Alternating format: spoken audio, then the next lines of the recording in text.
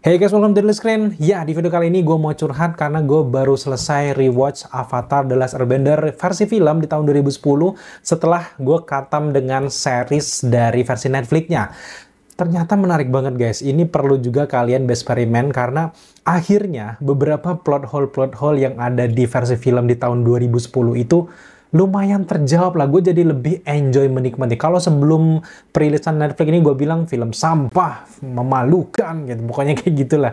Dan ternyata setelah gue nonton versi Netflix yang dijabarkan lebih panjang dalam 8 episode, wow, beberapa kekosongan yang ada di filmnya itu ternyata bisa termaafkan karena oh ini nanti bakal kayak gini, agak gini-gini. Gue bayangin aja tuh mukanya yang memerankan di versi Netflix gitu. Jadi bener-bener keren gitu. Jadi sekarang gue bakal mereview ulang Avatar The Last Airbender tahun 2010. Bukan kekurangan konten, tapi lebih ke lucu aja gitu. Jadi kayak akhirnya apa yang digarap oleh M. Night Shyamalan ini lumayan bisa lah. Karena terakhir kalau kalian cek di Rotten Tomatoes itu kan sedih banget guys. Nilainya tuh cuman 5% di Rotten Tomatoes untuk film tersebut gitu. Jadi gue pengen nonton lagi, apakah gue bisa memaafkan? Tetap enggak sih, tetap enggak bisa memaafkan. Tapi setidaknya gue lebih bisa menikmati daripada sebelum hadirnya Netflix ini. Dan yang setelah kita menyaksikan versi filmnya barusan, ada beberapa poin sebenarnya yang membuat film ini dianggap jelek gitu ya. Keberhasilan dari versi Netflix pun menurut gue ada jasa-jasa dari jeleknya film yang tahun 2010 ini. Kenapa gue bilang jelek? Karena memang dari beberapa misi yang dilakukan oleh sutradara juga kurang pas pada zamannya juga gitu ya. Bukan masalah visual effect karena di tahun 2010 banyak banget film-film yang visual efeknya kayak gitu. Sekelas Paramount mungkin keren banget gitu. Bahkan di sini juga visual efeknya sangat bisa bersaing sebenarnya sama versi Netflix. Sebenarnya kayak apa Momonya juga keren meskipun di sana serem gitu ya. Nah, masalah utama dari versi filmnya menurut gue kenapa gagal dan membuat orang banyak kecewa adalah yang pertama, sutradara terlalu percaya diri. Karena memang di tahun 2009 sampai 2010 kan Mr. Shyamalan ini terkenal di genre thriller dan dia benar-benar merasa mampu untuk menggarap film yang full visual effect, CGI, adaptasi gitu. Ternyata boom gini aja gitu ya. Masalah utama dari film tersebut menurut gue adalah ceritanya men. Bener-bener di sini kan penulisnya juga si Night Shyamalan ini guys, orang India ini guys ya. Dan dia juga yang menyutradarai. Apakah dia benar-benar memahami cerita dari book one itu? Jadi kayak ini kayak ya udah asal cepet aja transisinya dari awal film sampai akhir tuh idola gue cuman di intronya aja ada logo Paramount Pictures, Nickelodeon, Avatar The Last Airbender. Sisanya aduh mending dilupakan gitu ya. Tapi lagi-lagi kesalahan yang ada di sini ternyata berhasil ya ditampal oleh Netflix. Terutama juga di bagian cerita itu kan di sini benar-benar setiap karakternya itu nggak bisa mendalami cerita dengan sangat baik. Baik pemeran, baik sutradara nggak bisa mengarahkan, akhirnya hancur ini film. Karena sering banget kita dengar apa film terjelek sepanjang masa. Itu tuh Avatar The Last Airbender 2010 selalu masuk ke dalam radar bersama-sama Dragon Ball Evolution gitu ya. Tapi memang kesalahan-kesalahan itu fatal banget karena dari cerita udahlah ini dipotong-potong di jeda-jeda kayak beberapa potongan kasar banget jahitannya. Nah, di sini para aktor ya lembek-lembek banget di sini guys ya karena suram banget di sini kayak aduh gimana ya pemilihan karakternya pun itu kan masalah besar gitu. Bahkan di tahun-tahun 2010 kenapa reviewnya jelek itu karena ya agenda itu ya guys karena Mr. Shyamalan kan orang India, orang perindapan gitu ya. Masa banyak karakter yang seharusnya tuh Asia dibuat kayak full kulit putih yang karakter utama, terus tiba-tiba bangsa yang lainnya tuh berkebahasaan India. Kayak oke, gimana? Itu adalah salah satu faktor yang membuat orang kayak tersinggung juga sih karena ya kita tahu sendiri di versi animasinya kan sejak tahun 2005-an ya Avatar itu kan Asia banget guys, kayak wajahnya tiba-tiba lu bule, Kataranya bule, Yue-nya bule, tapi Yue sini bisa dimaafkan sih. Menurut gue kalau dari visual ya, lebih seneng Yue dari di sini daripada di versi Netflix. Kalau di Netflix tuh bukannya kayak main fisik bukan, tapi kayak kurang cocok aja sih sebenarnya. Kalau acting nggak ada masalah, mungkin visual yang kita gambarkan Yue itu kan lebih punya wajah yang gimana gitu ya.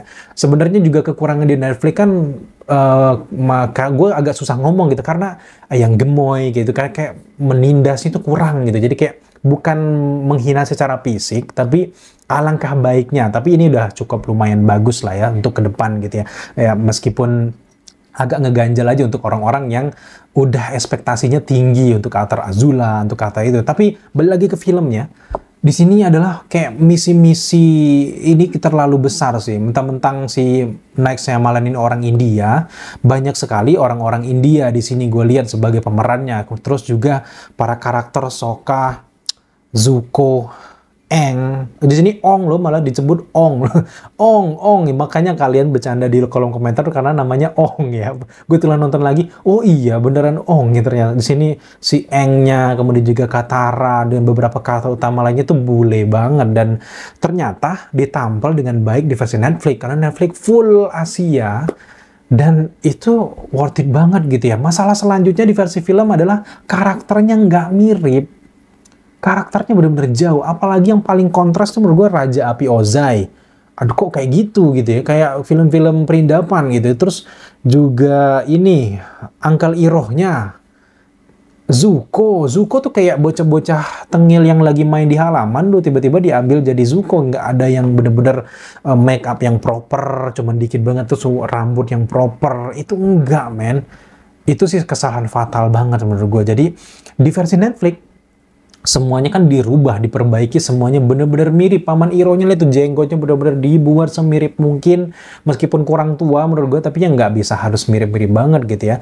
Tapi di versi Netflix itu bener-bener mendekati dengan materi aslinya versi animasi. Jadi itu salah satu yang membuat berhasil.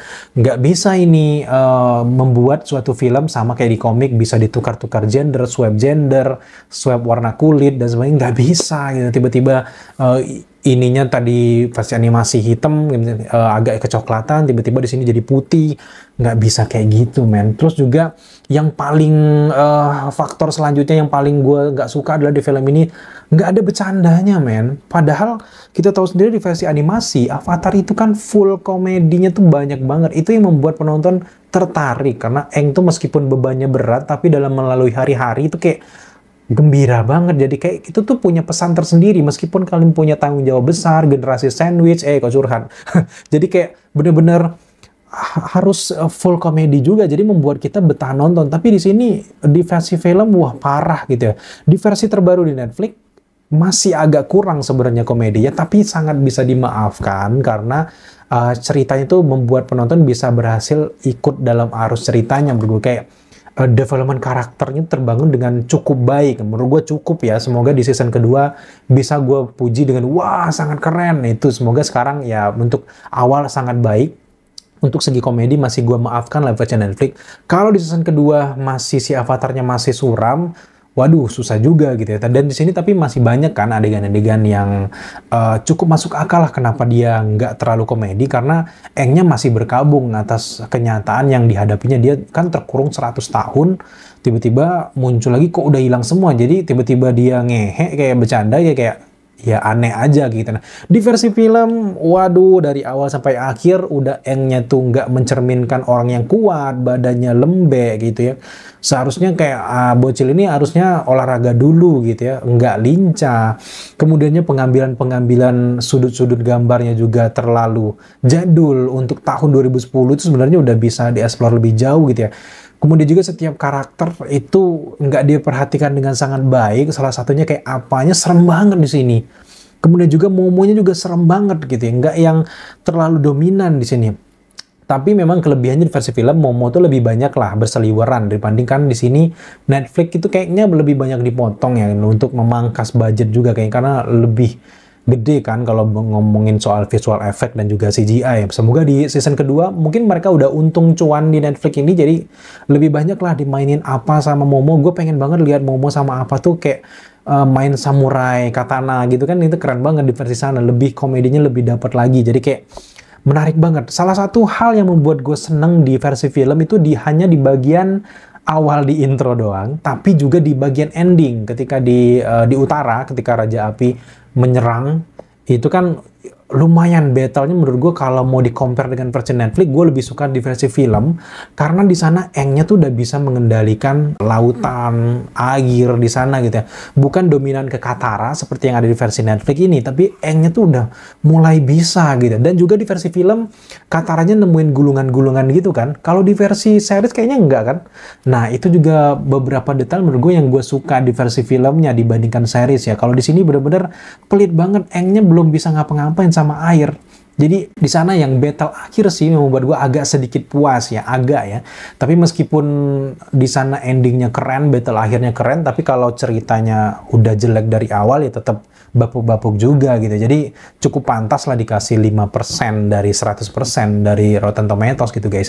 Nah, kemudian juga di bagian film Laksamana Zhao-nya tuh jauh banget ceritanya dari versi animasinya. Kalau di sini di versi Netflix itu Laksamana Zhao-nya wah bikin kesel banget dan berhasil ini karakter dan konyol-konyolnya lumayan dapet sama kayak animasinya. Tapi kalau di sana udahlah nggak usah dibahas lagi, kalian nonton sendiri gitu ya. Laksamana Zhao-nya tuh tiba-tiba langsung ngadep Raja Api Ozai, nggak ada perantara lagi, tiba-tiba kesini, tiba-tiba jadi tangan kanannya Raja Api Ozai. Aduh, susah juga gitu ya. Versi film tuh si M. Night Shyamalan ini kan pede banget bakal buat trilogi. Kan di bagian post credit scene kita lihat ada Azula yang siap bakal menyerang Avatar dan juga Zuko. Tiba-tiba dapat kritikan pedas, akhirnya nggak terrealisasikan sampai sekarang triloginya. Makanya jangan kepedean gitu ya, karena hati-hati banget untuk membuat adaptasi dari anime, animasi, kartun, manga, itu benar-benar hati-hati karena penonton itu kebanyakan udah tahu versi animasinya, jadi tiba-tiba dibuat sangat berbeda, apalagi terlalu Hollywood sentris, jadi kayak wah ini udah nggak zaman lagi, zaman sekarang Hollywood sentris itu udah nggak zaman lagi gitu, karena lebih general, harus sesuai gitu. Bahkan di sini gue bener-bener skeptis sama Naruto sih, meskipun gue berharap ini berhasil jadi role model baru Naruto dengan banyaknya 19 episode ya di arcs-nya Zabuza, dan mereka pengen buat 2 jaman filmnya, itu benar-benar harus padat dan juga benar-benar harus pas sih. Kalau gagal, aduh itu kan favorit gue banget gitu ya. Jadi kayak benar-benar skeptis sih gue nungguin perkembangan dari Naruto juga live action ya guys. Dan balik lagi ke versi film, ya masih bapuk juga sih sebenarnya. Tapi ya lagi-lagi seperti gue bahas di video awal, bahwa setelah nonton seriesnya akhirnya kita maafin lah beberapa transisi yang loncat sana loncat sininya guys. Yang juga disayangkan di versi film, Suki nggak ada, kayak Kyoshi Warrior nggak ada, cuman kayak para pengendali bumi yang gembel-gembel aja yang diperlihatin, kayak ya namanya belajar ya, karena gagal akhirnya berhasil, terbentur gitu. Jadi ya udah kita maafin, semoga ke depan ada lagi versi filmnya. Jangan pernah ragu untuk membuat versi film, karena selama ini kan masih main aman di series nih. Gue berharap banget bahwa ke depan adalah adaptasi anime, ya Naruto selanjutnya ya, yang berhasil juga di layar lebar. Karena gue pengen banget lihat idola gue gitu kayak di layar lebar. Apalagi dengan lagu-lagu Naruto kan lebih enak dilihat, ditonton di studio-studio yang berkapasitas dengan kualitas audio dan juga visual yang keren gitu. Kalau di versi Netflix atau di versi-versi OTT kayak ada beberapa hal yang menurut gue kurang puas gitu. Gue pengen banget nonton di versi layar lebar gitu guys. Nah, buat teman-teman mungkin yang belum sempat nonton filmnya, tonton dulu deh. Tapi pastikan kalian selesain dulu versi Netflix-nya, baru kalian nonton. Tapi kalau kalian belum nonton Netflix, tiba-tiba nonton yang versi film, pasti kalian bakal kayaknya ngebinatang-binatangin itu cerita gitu ya. Mau maaf banget, gue bukannya menghina atau tidak menghargai orang di balik film tersebut, tapi memang itu adalah pembelajaran masa lalu yang wajib banget. Dan juga membuat film Netflix-nya berhasil ya gara-gara film itu. Tapi ya memang dari sutradaranya, menurut gue benci sama sutradaranya yang terlalu mentang-mentang dia orang India, banyak banget orang India masuk, terus kemudian terlalu banyak permintaan-permintaan yang orang-orang kulit putih, nggak sesuai dengan cerita aslinya. Itu yang gue nggak suka. Ada kepentingan di film itu gitu ya. Sama kayak misalnya ada sutradara Indonesia ngerjain film Hollywood, ambil semua orang Indonesia, kan ya nggak masuk akal juga gitu ya. Nah, menurut kalian gimana setelah kalian nonton Netflix ini dan kalian ingat-ingat lagi versi filmnya, apakah kalian masih bisa memaafkan film tersebut atau enggak? Silahkan tambahkan di kolom komentar di bawah. Kalau masih ada materi yang bakal kita bahas lagi terkait dengan Avatar The Last Airbender ini, jangan segan-segan untuk tambahkan permintaan request kalian di kolom komentar di bawah, karena akan kita bahas di video-video selanjutnya guys. Thank you teman-teman sudah menyaksikan video update kita ini, karena sekarang daily update bukan mingguan lagi, tapi daily update bener-bener daily ya. Jadi selalu pantengin. Dan kalian semuanya belum subscribe, karena 80% yang nonton daily screen itu belum subscribe ya, cuman lihat-lihat doang. Bantu kita untuk subscribe agar channel ini cepet naik, supaya banyak dilihat oleh banyak orang, dan gue senang gitu ya. Thank you teman-teman sudah menyaksikan video ini. Jangan lupa subscribe, like, comment, dan share, serta jangan lupa juga untuk nyalakan notifikasi agar kalian mengetahui apabila kita mengupload video setiap harinya. Thank you guys.